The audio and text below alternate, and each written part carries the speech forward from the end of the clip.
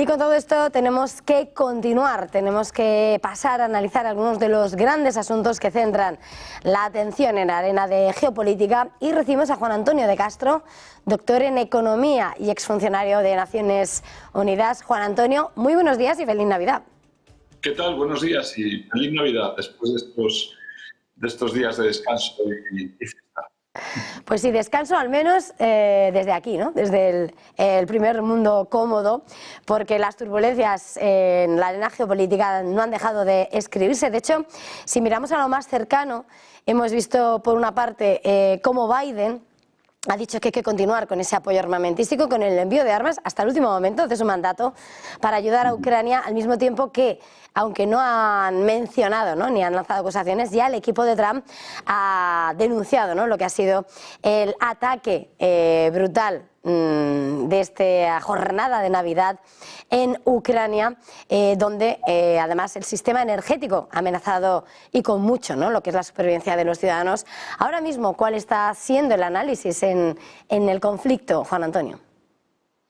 Bueno, la verdad es que el conflicto sigue su rumbo, sigue sin cambiar, con un dominio, yo pienso que cada vez más acelerado y más confirmado. Varios medios, el Figaro y muchos otros, aceptan que realmente los rusos están avanzando metódicamente, sector por sector, y esto no tiene fin. Esto es una continuidad y por mucho abastecimiento en armas yo creo que siga habiendo y que Biden insista en que hay que seguir con el armamento y defensa y seguir con esto no sé, como un deseo, ¿no?, de que algo pueda terminar pasando. Pero a mí lo que más me choca de esta situación actual es la diferencia. Normalmente en los países a nivel nacional la política exterior se ponen de acuerdo los partidos de oposición y demás. En Estados Unidos es una cosa curiosa, ¿no?, que tengamos un enfrentamiento realmente tan grande en este momento, a 20 días prácticamente de que Trump tome el poder, que tengamos un enfrentamiento interno frente a la política exterior de tal tamaño, ¿no?, de unos lanzando armas a lo bestia y siguiendo con esta visión belicista de que esto no se acaba nunca, y Trump desde luego diciendo que lo va a pacificar, e incluso Putin admitiendo indirectamente que Trump lleva un buen camino, de cierto modo, y que podríamos ir hacia unas negociaciones de paz, ¿no? Entonces a mí me choca esa visión porque no es muy lógica. En la política exterior de un país debería tener cierta coherencia, como lo ha tenido en casi todos, ¿no? Bueno, a veces nos pasa también en España, pero bueno, eso es una cosa que debería en teoría no ser así. Claro, pero en medio de esa falta de coherencia, como está señalando, claro, el gran temor, al menos en Europa, ¿no?, una vez que ganó Donald Trump, es que se corte ese apoyo hasta el momento, pero durante todo este tiempo lo que han dejado claro, sobre todo están buscando mejorar la posición de Ucrania con esos apoyos de cara a una mesa de negociaciones, pero de alguna manera Europa ha dejado al aire sus vergüenzas de no tener capacidad por sí solo para ayudar a Ucrania. El propio Zelensky decía: necesito a Ucrania y a Estados Unidos, perdón, necesito a Europa y a Estados Unidos, y Europa ha dicho: ni tengo armas. Y hay también divisiones a nivel interno. No sé hasta qué punto queda desnuda Ucrania a partir del 20 de enero. Bueno, es que Ucrania a partir del 20 de enero yo creo que lo que tiene que esperar es a que se cumplan, digamos, las visiones y de sentarse a la mesa de negociación. Como decíamos el otro día, sentarse a la mesa de negociación en la situación tan fuerte en la que está Putin, desde luego Putin y Rusia es la última que está interesada en hacerlo. Tiene todo para ganar en manteniendo el statu quo actual. Incluso cuando Trump llegue y plantee situaciones, lo irá haciendo despacio. Ahora el que dicta en este momento, lo queramos o no, la situación es Rusia. Y así va a ser hasta el final de la negociación, porque esto no va a acabar, pienso ya, para nada en el famoso enfrentamiento OTAN-Rusia, a nivel generalizado, todo este tipo de sustos que nos podíamos llevar. Tengo la sensación más bien que vamos hacia una negociación, pero larga, no quizá tan rápida como todos deseáramos, pero quizá un poco más larga porque Putin no va a mover sus fichas y no va en el sentido a ceder, porque no tiene por qué hacerlo. En este juego, si le podemos llamar así, desgraciadamente, no mover tus fichas en el caso de Putin es una victoria. Y ahí yo creo que seguimos. La situación de Europa es bastante penosa de ver, en el sentido de que ni somos capaces de defendernos, ni somos capaces tampoco de plantear una posición de fuerza, y estamos dejando a que Estados Unidos, de hecho Zelensky, a quien le habla es a Estados Unidos, ¿no? Y Europa no hace más que hacer un seguidismo desde OTAN con el tema adicional de esta dependencia y de este nuevo enfrentamiento, digamos, casi también económico en todas las direcciones que está teniendo Trump con respecto también a Europa y lo demás, ¿no? En el plano económico, ya saliendo de lo que es el tema de Ucrania. Es muy interesante. Estaba señalando, Juan Antonio, dice que no tenemos que esperar, ¿no?, ese escenario más catastrófico de un enfrentamiento absoluto con la OTAN. Apostaba más por una negociación larga, pero sin lugar a dudas, la llegada de Trump también significa un cambio a la hora de evaluar las alianzas y las reglas de juego dentro de la OTAN, pese a los acuerdos firmados, precisamente por ese condicionamiento que ya decía, que cada uno tiene que pagarse su defensa, no tiene que esperar solo a Estados Unidos, y todos, muchos ya están moviéndose, Rutte lo ha dicho, para elevar ese compromiso de gasto. Ya el 2 se queda cortísimo, hay que pasar al 3%. No sé, en medio de esas exigencias y en ese cambio en torno a la OTAN, también en un momento en el que está sopesándose, ¿no?, el cambio el pulso de fuerzas a nivel internacional, ¿cómo se puede dibujar todo a partir de enero? Bueno, lo primero que hay, yo creo, es una sensación general de hundimiento del multilateralismo. La llegada de Trump plantea con esta visión de America First y de que ellos van lo primero, plantea ya una sensación de que vamos a tener todos poco que pintar y vamos a tener que negociar en plan bilateral, tanto la Unión Europea como Japón, como muchos otros, directamente con Estados Unidos. Lo que está planteando Trump, incluso con los temas de aranceles a todo el mundo si no haces tal cosa, es un nuevo unilateralismo de hegemonía de Estados Unidos muy clara, ¿no? Se habla estos días incluso que ha dicho que estaría dispuesto a salirse rápidamente, incluso desde finales de enero, de la Organización Mundial de la Salud. A mí me parece un anuncio muy importante, es tremendo. O sea, es que es no creer en el multilateralismo, incluso salir de toda esa visión de que nadie le pueda dictar nada, incluso en temas de pandemia, por supuesto, y lo demás, a Estados Unidos, y va dejando caer, digamos, las piezas más multilaterales. Por lo menos es la sensación que él quiere dar. Luego no sé si lo acabará haciendo, pero eso nos tenemos que esperar, desde luego, a un mundo muy diferente, a una posición también de los países europeos dentro de la propia OTAN cambiada, porque de hecho el hegemón cambia un poco su táctica, su manera de ser, y a lo mejor en todos los países europeos ya no se encuentran tan cómodos siendo siempre serviles y diciendo que sí a todo en el marco de todos los organismos, ¿no?, incluido la OTAN. Entonces puede que hubiera ahí un cierto cambio. Desde luego, todas estas amenazas arancelarias a Europa y demás me parecen realmente que no es lo mejor en este momento para ningún tipo de acercamiento ni para ningún tipo de reforzamiento de Occidente. Por otro lado, se nos exige a los europeos estar serviles a la OTAN, mientras por otro lado, desde el mundo occidental, se nos dice: vais a estar de lado, yo tomo las decisiones. O sea que también Europa tendrá que ponerse las pilas en cuanto a ver qué decisiones toma. A mí es lo que me ha parecido siempre tremendo, es que no tengamos esa independencia de fijar nuestra propia política, por ejemplo, comercial. La política comercial, tenemos un arancel común, pero eso nos impide en este momento que cada país tome un poco la posición comercial que desee. Cuando el comercio internacional crece, no hay ningún problema en estar todos muy unidos en la Unión Europea, porque es win-win. Cuando el comercio internacional se va a frenar por aranceles y demás, cada país debería tener la posibilidad de tomar una cierta posición más soberana para defender sus propios intereses, que no son los intereses de España, no son los de Finlandia, ni son los de Bélgica. Y, por supuesto, ahí tienes que hacerte valer tú.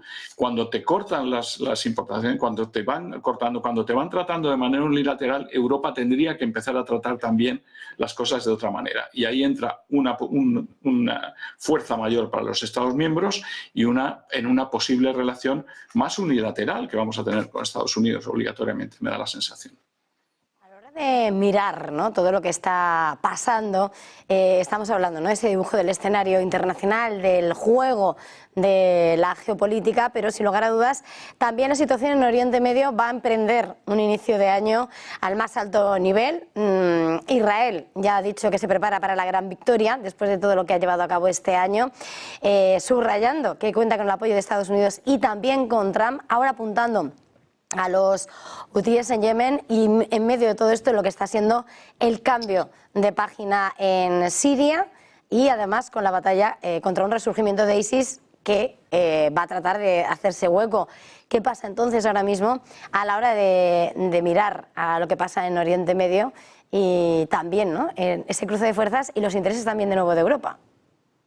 Es muy interesante cómo ha ido cambiando completamente el panorama en Oriente Medio, ¿no? De lo que empezó siendo un conflicto por un ataque terrorista infame por parte de Hamás, un conflicto de Israel-Hamás, pasamos a Hezbollah, después seguimos más adelante con el Líbano y después, como dice el propio Netanyahu, ahora también cae Siria, y ahora vienen los hutíes y el tema de Yemen. O sea que al final todo lo que empezó siendo lo que todos creíamos que iba a ser un nuevo rifirrafe terrible entre Israel, Hamás y que se iba a estabilizar quizá con la creación de un Estado palestino, como decían algunos y eso, pues no ha sido así. Lo que se está convirtiendo realmente es en un escenario bélico muy importante de Israel en todos los frentes. Para hacerlo de esa manera tiene que tener un apoyo inequívoco de Estados Unidos, que yo creo que lo va a seguir teniendo con la llegada de Trump, porque es que ya se está enfrentando directamente a 5 frentes o 6 frentes a la vez. Y para asegurar una hegemonía pues por muchísimas décadas, seguramente. Ese es el objetivo de Israel. Pero ha cambiado todo, de ser un tema bilateral que podía acabar en creación de Estado palestino, a convertirse ahora realmente en esta vez es la verdadera y aquí no me va a tocar nadie, desde luego, de aquí a muchísimas décadas. Entonces, esto va a durar, esto tiene sensación de durar, sea cual sea que vaya detrás de qué, pero la tensión en el Oriente Medio se va a mantener, lo que va a mantener también tensiones también geopolíticas y geoeconómicas, ¿no?, en cuanto a altos precios de la energía, seguramente generación de inflación a nivel global y demás. O sea que ese frente, que ya no es un frente, son 5 o 6 frentes, está así. Incluso las declaraciones de Netanyahu sobre Siria, ¿no?, considera también que Siria es uno más en el que ha vencido. Hay una especie de jugada ahí de póker muy compleja en la que está sacando mucho rédito, pero veremos en qué termina. No veo a Irán tampoco con capacidad en este momento, dada la crisis económica en la que se está asumiendo, con capacidad de proteger, digamos, entre comillas, todos esos frentes. Precisamente es Irán, siempre, ¿no?, el actor que se ha estado vigilando desde los primeros momentos, desde que decían quién está detrás de los ataques sorpresivos del 7, no está solo Hamás, quién está detrás. Y lo que estaba advirtiendo el otro día el asesor de Seguridad Nacional de la Casa Blanca, Jake Sullivan, es que él mismo en persona está advirtiendo al equipo de Donald Trump, a ese equipo de transición, sobre el temor a que Irán, un Irán debilitado, consiga el desarrollo del arma nuclear, ese programa nuclear que está bajo vigilancia, que está rodeado de sanciones y que, sin embargo, es como la amenaza constante, ¿no?, en torno al temor en ese programa de enriquecimiento uranio. ¿Hasta qué punto? Porque todo por parte de Estados Unidos, también mirando a Trump, decían, bueno, algunas de las teorías dicen, bueno, es que su objetivo, vale, es Irán, está también una posible actuación en Irán. ¿Hasta qué punto Estados Unidos puede actuar contra Irán ahora mismo o el riesgo que puede suponer? Hombre, desde luego es la gran amenaza en este momento que puede tener Israel, es que se llegue a producir el desarrollo, ¿no?, de esa potencia de arma nuclear.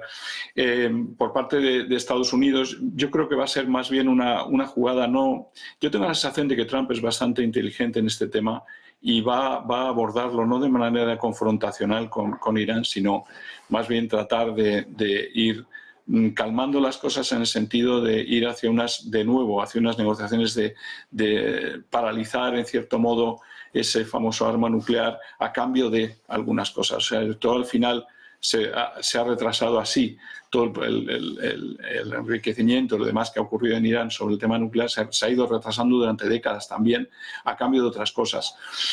Esperemos que sea así. Yo tengo la sensación y espero que sí, que haya un enfriamiento, si no se recrudece muchísimo ya en todos los frentes los ataques de Israel y se vuelven con una mucha mayor vehemencia y locura, ¿no?